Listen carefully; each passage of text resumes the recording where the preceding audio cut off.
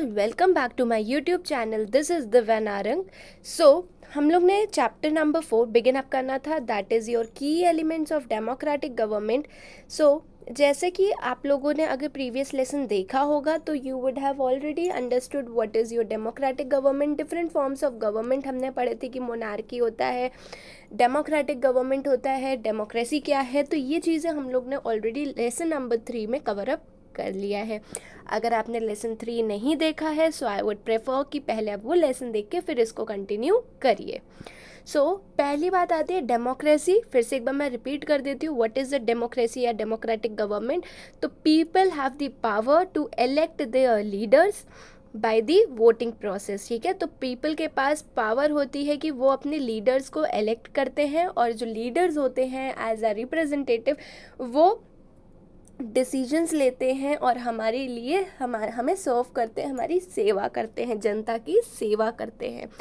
Democracy again दो types की थी, डायरेक्ट और इनडायरेक्ट। क्योंकि हमारे यहाँ वास्ट पॉपुलेशन है तो हमारे यहाँ indirect form of democracy follow होती है।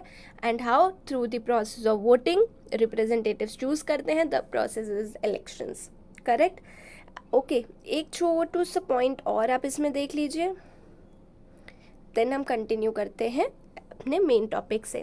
1931 में यंग इंडिया में गांधी जी ने भी यही चीज़ बोला था कि all the people have the right to elect and vote irrespective of the caste, gender, sex, social background, rich poor, कुछ भी हो, किसी भी तरीके का भेदभाव नहीं होगा। सबके पास, जिनकी एज क्वालिफाइड होती है 18 ईयर्स एंड प्लस, उनके पास right to elect and vote करने का राइट है।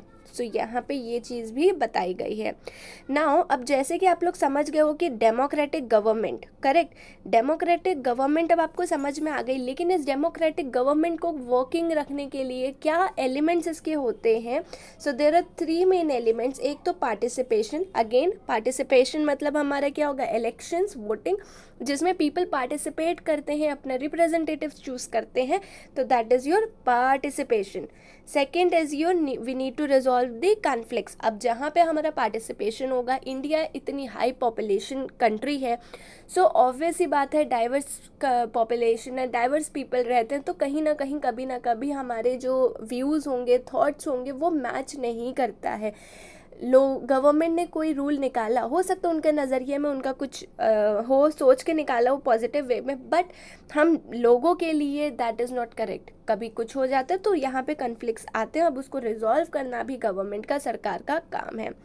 Last, equality and justice. जैसे हमने पहले ही पढ़ा था कि हमें इकोनॉमिक, सोशल, पॉलिटिकल जस्टिस चाहिए, जस्टिस के साथ साथ इक्वालिटी साथ में आती है, अनटचेबिलिटी आता है।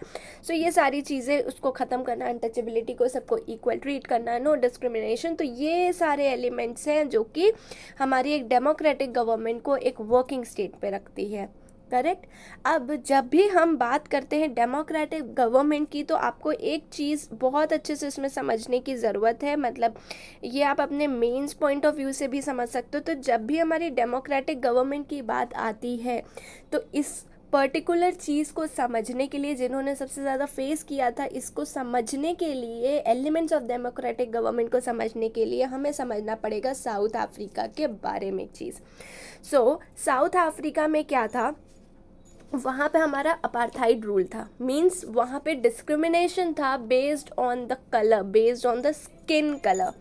ठीक है, based on the skin colour means वहाँ पे ब्लैक वर्सेस वाइट चला करता था। ब्लैक वर्सेस वाइट मतलब कि स्किन कलर के बिहाफ में, on the basis of the skin colour, वहाँ पे सेपरेशन था, डिस्क्रिमिनेशन था। Black people were considered as inferiors, तो वो वाइट पीपल के साथ उठना बैठना नहीं कर सकते थे। उनको कॉमन फैसिलिटीज़ जो अवेलेबल होनी चाहिए, एक बेसिक लैंड होती है जो कि वाइट पीपल के लिए रिजर्व्ड होती है, या जो बेसिक चीज़ें होती है, वो सारी चीज़ें ब्लैक पीपल को अलाउड ही नहीं था, अवेलेबल ही नहीं था, वोटिंग्स उनके लिए अलाउड नहीं थी. सो वहाँ पे एक रेशियल डिस्क्रिमिनेशन था ब्लैक वर्सेस वाइट का, दैट वाज अपार्थाइड रूल. आप लोग सोचेंगे कि अभी के ज़माने में अरे ये सब भी ऐसा हुआ था, बट हाँ, ये सारी चीज़ें ऑलरेडी फेस हो चुकी हैं पास्ट में. उसी के बाद हम अब एक सुकून भरी ज़िंदगी जी पा रहे हैं because of the efforts of the great leaders. So apartheid law जो हमारा था बेस्ड ऑन स्किन कलर था, तो इस पूरे स्ट्रगल को लीड किसने किया था? नेल्सन मंडेला जी ने लीड किया था. सो 1961 तक, मतलब 1961 में जो हमारी साउथ अफ्रीका थी, तब तक वहाँ पे एक रिपब्लिक फॉर्म ऑफ गवर्नमेंट था, अपार्थाइड लॉ था. ठीक है, तो स्किन कलर के बिहाफ में ये सारे डिस्क्रिमिनेशन होते थे. तो अफ्रीकन नेशनल कांग्रेस ने, ओहो sorry just a second, okay, so African national Congress ने क्या किया था, यहाँ पे नेल्सन मंडेला जो उनको लीड कर रहे थे, इन्होंने अपना struggle against the apartheid system के अगेंस्ट इन्होंने स्टार्ट किया. अब इसके बिहाफ पे क्या किया गया कि जितने भी पीपल हैं based on the races, all the people will be considered equal. कोई रेशियल डिस्क्रिमिनेशन नहीं होगा, सारे के सारे, चाहे वो ब्लैक हो, चाहे वो वाइट हो, चाहे वहाँ पे जो इंडियंस भी रहते हों.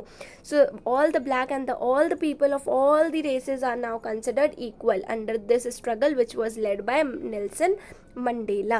सो 1994 में then the South Africa country became a democratic government. तो वाई नाउ आई थिंक आप अंडरस्टूड कर पाए होगे कि क्यों की एलिमेंट्स ऑफ डेमोक्रेटिक गवर्नमेंट में हमें साउथ अफ्रीका का रीजन को ध्यान रखना चाहिए, क्योंकि they started from a republic form of government and then through all the struggles जो भी हुए, तो 1994 में South Africa became a democratic government. और इसी को ध्यान में ये किसकी वजह से पॉसिबल हो पाया था? It was possible because of the great leader Nelson Mandela. So Nelson Mandela day भी सेलिब्रेट किया जाता है 18 जुलाई को बिकॉज ऑफ हिज एफर्ट्स. उनकी वजह से जो हमारा all the peoples of all the races are now considered equal. अब किसी भी फॉर्म की डिफ्रेंसिएशंस नहीं है, किसी भी फॉर्म का कोई चेंजेस नहीं है, या फिर हम कहें कि कोई भी गलत अब तरीके से based on the skin colour कोई डिफ्रेंसिएशन नहीं है. I hope it is clear. So ये हमारा हो गया कि एलिमेंट्स ऑफ डेमोक्रेटिक गवर्नमेंट में. ये आप कोट कर सकते हो जब भी कभी किसी भी चीज़ का इससे डेमोक्रेटिक गवर्नमेंट का आपको एक्सप्लेन करना हो, तो आप मेंस के आंसर में इसको समझ सकते हो, आंसर कोट कर सकते हो. ठीक है, now all the people of all the races are considered equal. 1994 में डेमोक्रेटिक गवर्नमेंट बन गई थी. No black and no white discrimination now. Correct. अब हमारे शुरू करते हैं हम की एलिमेंट्स, जो कि हमारा पार्टिसिपेशन हम पहले स्टार्ट करते हैं. सो पार्टिसिपेशन मतलब कि जैसे कि हमारे यहाँ पे फ्री एंड फेयर इलेक्शंस हैं. ठीक है, यहाँ पे फ्री फेयर और रेगुलर इलेक्शंस होते हैं, दैट इज़ आफ्टर 5 ईयर्स के फॉर्म में. ये हमेशा हमारे 5 ईयर्स में टेन्योर में हमारे इलेक्शंस होते हैं. तो इसको आपको समझना चाहिए. पार्टिसिपेशन, लोग जो है खुशी खुशी इसमें पार्टिसिपेट करते हैं, इंटरेस्ट के थ्रू अपना वोट डालते हैं, दैट इज़ मतदान करते हैं, इलेक्ट करते हैं, जो कि रिप्रेजेंट करते हैं और उनके डिसीजंस लेते हैं. और जो रिप्रेजेंटेटिव्स होते हैं on the behalf of the people take the decisions to serve them. Correct. तो यहाँ पे यही होता है कि हमारा पार्टिसिपेशन हुआ. करेक्ट. तो कैसे हुआ? इलेक्शंस के थ्रू हुआ. इलेक्शंस में क्या होता है, हमने एक अपनी इलेक्टेड गवर्नमेंट को इलेक्ट किया. एक गवर्नमेंट हमारी आई जिनका टेन्योर कितना होगा? 5 साल के लिए होगा. सब अभी जैसे चल रहा है, लास्ट 5 साल पहले मोदी जी की गवर्नमेंट थी. करेक्ट. बीजेपी थी. करेक्ट. अब हमें बीजेपी का काम अगर पसंद आ गया, हमें वापस अगर बीजेपी चाहिए, तो ऐसा नहीं है कि हम 5 साल चला रहे हैं हम इसको और कंटिन्यू करें. नहीं, हम 5 साल के बाद वापस से री इलेक्शंस करेंगे, री इलेक्ट करेंगे, और हमें वापस अगर बीजेपी सरकार चाहिए, हम वापस से बीजेपी को वोट कास्ट करेंगे और फिर वो री इलेक्ट होके जीतेंगे. तो हम फिर कंटिन्यू करेंगे, फिर से वही बीजेपी सरकार जो है कंटिन्यू करेगी अपना पीपल को सर्व करना, कंटिन्यू करना. जैसे कि इस साल भी हुआ है कि 5 साल के बाद अगेन बीजेपी की सरकार आई. सपोज आप बीजेपी सरकार से खुश नहीं होते और हमें नहीं इनको और चाहिए, तो हो सकता था हम इनको वोट ना डाल के हम किसी दूसरी और पार्टी को डालते.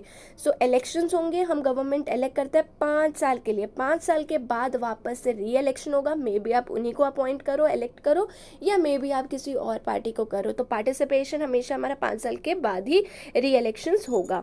So free fair, so free fair और रेगुलर इलेक्शंस होते हैं, 5 साल के इलेक्शंस का टेन्योर होता है, stay in the power only for that period, री इलेक्ट करना पड़ता है अगर हमें अगेन उनको पावर में चाहिए। The power of the government is limited by the regular elections, तो उनकी पावर का री इलेक्शंस भी हमेशा इलेक्शंस के थ्रू ही होगा। सो हमारे यहाँ पार्टिसिपेशन, क्योंकि हमारे यहाँ डेमोक्रेटिक गवर्नमेंट है तो रिप्रेजेंटेटिव डेमोक्रेसी है, रिप्रेजेंटेटिव डेमोक्रेसी है, दैट मीन्स अगर हम खुश हैं तो गुड, अगर हम खुश नहीं हैं तो we have the right to question them, हम उनसे पूछ सकते हैं, हम उन पे क्रिटिसाइज भी कर सकते हैं, and they are answerable and responsible government, तो वो हमें बताएगी भी। अदर फॉर्म्स ऑफ पार्टिसिपेशन, ये तो नॉर्मल हो गया जो हम इलेक्शंस के थ्रू करते हैं, करेक्ट। लेकिन कभी कभी जब बात हद से ज़्यादा पार हो जाती है, सपोज दिल्ली गवर्नमेंट में कभी मान लीजिए इलेक्ट्रिसिटी बिल बढ़ गया, करेक्ट, तो पीपल उससे खुश नहीं है, दे डोंट वांट टू पे एक्स्ट्रा बिकॉज अननेसेसरी नहीं देना, तो वहाँ पे पीपल जो है वो प्रोटेस्ट करेंगे कि और government have to be answerable to them. अभी कोलकाता का केस चल रहा है, वहाँ पे कोई कुछ हमें रिस्पॉन्स नहीं आ रहा, तो पीपल आर प्रोटेस्टिंग, पीपल बैठे हैं, धरना देते हैं। तो ये सारे वेज भी होते हैं पार्टिसिपेशन का, रैलीज, प्रोटेस्ट, लेटर्स लिखते हैं, TV, magazine, newspapers, social movements होते, कैंपेन्स करते, सिग्नेचर्स, जो सारी चीज़ें हो सकती हैं, सारी काम होते हैं, धरना दे सकते हैं। तो हमारे यहाँ ये सारे अदर वेज भी हैं कि हम रैली, धरना ये सारे भी दे सकते हैं। कब देते हैं? अगर we are not satisfied with the decisions जो गवर्नमेंट ने लिए हैं, या वो उस डिसीजंस पे जिस तरीके से उनको बहुत भारी तरीके से उस पर एक्शन लेना चाहिए but they are not taking, हम खुश नहीं है, हमारे उन थॉट्स मैच नहीं कर रहे हैं, तो वी हैव द राइट, हम क्रिटिसाइज करते हैं, हम सेटिस्फाइड नहीं है तो we will be doing rallies, protest, हम धरना देंगे, ये सारी चीज़ें भी होती हैं। समझ में आ गई ये बात। और इलेक्शंस होता क्या है, तो इलेक्शंस का मतलब समझ में आ ही गया होगा, वैसे अभी तक आप पढ़ते पढ़ते कि people cast their vote to elect their representatives who take the decision on the behalf of the people. So that's all here mentioned: representative democracy, answerable and responsible government, free, fair and regular elections. Understood? Okay, now ये आप points याद कर सकते हो, अपने answer writing में लिखने के लिए आप यूज़ कर सकते हो। Indian constitution lays down the basic rules and laws that have to be followed by everyone. These laws are for both the government and the people. ठीक है, अब यही चीज़ हम पढ़ने जा रहे हैं कॉन्फ्लिक्ट्स के बारे में, how to resolve the conflicts and differences have to be resolve according to these laws. इसीलिए ऑलरेडी हम बेसिक रूल्स एंड लॉज बना देते हैं जो कि सबको फॉलो करना है, और अगर उसके विरुद्ध जा रहे हैं, हम उसके अगेंस्ट जा रहे हैं, तो we have to resolve also conflicts based on the laws which are already set. Elections मैंने आपको बता ही दिया। अब हम पढ़ते हैं हमारा रिजॉल्व कॉन्फ्लिक्ट्स पे। तो अब रिजॉल्व कॉन्फ्लिक्ट्स का मतलब क्या हो गया, अब बात देखिए, अभी जितना आप लोग ने पढ़ा समझा कि कॉन्फ्लिक्ट्स क्यों होते हैं, हम डिसीजन से खुश क्यों नहीं होते हैं, क्योंकि हम अगर डिसीजन से खुश नहीं हैं, और क्यों नहीं हो पाते हैं या कॉमन उस पर नहीं आ पाते, क्योंकि हम इंडिया की इतनी वास्ट पॉपुलेशन कंट्री है, इतनी वास्ट सोसाइटी है, जब इतना डिफरेंस होंगे तो हमारे यहाँ डाइवर्सिटी भी अलग है, डिफरेंट कल्चर्स है, डिफरेंट बैकग्राउंड्स है, डिफरेंट रीजन्स हैं, बहुत सारी चीज़ें हैं, डिफरेंट बैकग्राउंड डिफरेंसेस होते हैं, सबके डिफरेंट व्यूज़ और बिलीव्स होते हैं, तो बट ऑब्वियस है कॉन्फ्लिक्ट्स होंगे। आप अपने घर पे रहते हो, मम्मी पापा भाई बहन और भी आपकी जॉइंट फैमिली है, तो आप लोग एक कॉमन डिसीजन में फर्स्ट टाइम पे नहीं आ पाओगे, करेक्ट। कोई डिसीजन लेना है तो कोई जो मिडिल एज का स्कूल गोइंग या कॉलेज गोइंग बच्चा है, उसके मन में एक अलग थॉट होगा, वो अपना पॉइंटर अलग वे से रखेगा। ठीक है, आपको कभी होटल घूमने जाना है या कहीं खाने जाना है, सॉरी घूमने नहीं, खाने पीने जाना है या कहीं मॉल जाना है, तो सबकी वैरायटी अलग होगी। एक कहेगा नहीं नहीं हम तो थाल खाएंगे, एक कहेगा कि नहीं नहीं मुझे तो चाइनीज़ खाना है, एक कहेगा मुझे साउथ इंडियन खाना है। तो डिफरेंट व्यूज़ होंगे, डिफरेंट थॉट्स होंगे, डिफरेंट मन होता है सबका, डिफरेंट परसेप्शंस होते हैं, करेक्ट। तो ऐसा नहीं है कि आप वहाँ बैठ के आप लड़ने लग जाओगे, नहीं नहीं आज तो हम आए तो हम चाइनीज़ ही खाएंगे, नहीं, हम एक बीच का सोल्यूशन निकालेंगे ना कि हाँ चलो हम ऐसे ऐसे ऑर्डर कर सकते हैं। तो यही होता है कि डिफरेंट व्यूज़ होते हैं। अब इसको आप देश के पर्सपेक्टिव से समझो, इंडिया के पर्सपेक्टिव से समझो, तो that will be leading to conflicts. तो कॉन्फ्लिक्ट्स होंगे, तो उसी को रिजॉल्व करने के लिए सरकार का रोल आता है, they are responsible to resolve the conflicts. और यहाँ पे उनको ये चीज़ें ध्यान देनी है कि ये चीज़ें वायलेंस पे ना जाए, बहुत ज़्यादा बढ़े ना, क्योंकि ज़्यादा बढ़ेगा फिर police control and lot more चीज़ें होती हैं, तो यहाँ पे ये सारी चीज़ें ध्यान देनी होती हैं। सो चाहे हमारे डिफरेंट व्यूज़ और बिलीव्स हों, इकोनॉमिक सोशल बैकग्राउंड डिफरेंसेस हो, तो हमें ध्यान रखना है कि विद फुल कोऑर्डिनेशन हमें सारी चीज़ों के कन्फ्लिक्ट्स को रिजॉल्व करना है विदाउट एनी डिस्क्रिमिनेशन। हमें चीज़ों को ध्यान में रखना, और अगर कोई कॉन्फ्लिक्ट हो रहा है, वायलेंट वे में जा रहा है, so based on the constitution जो कि रूल्स और लॉज हैं, गवर्नमेंट को उसको ध्यान में रखते हुए रिस्पॉन्सिबल होगी कि कन्फ्लिक्ट्स को रिजॉल्व कराएं। गवर्नमेंट क्यों रिस्पॉन्सिबल है? क्योंकि हम जो जनता है, करेक्ट, हमने अपना वोट कास्ट किया था इस पर्टिकुलर गवर्नमेंट के लिए, हमने अपना काम कर दिया है।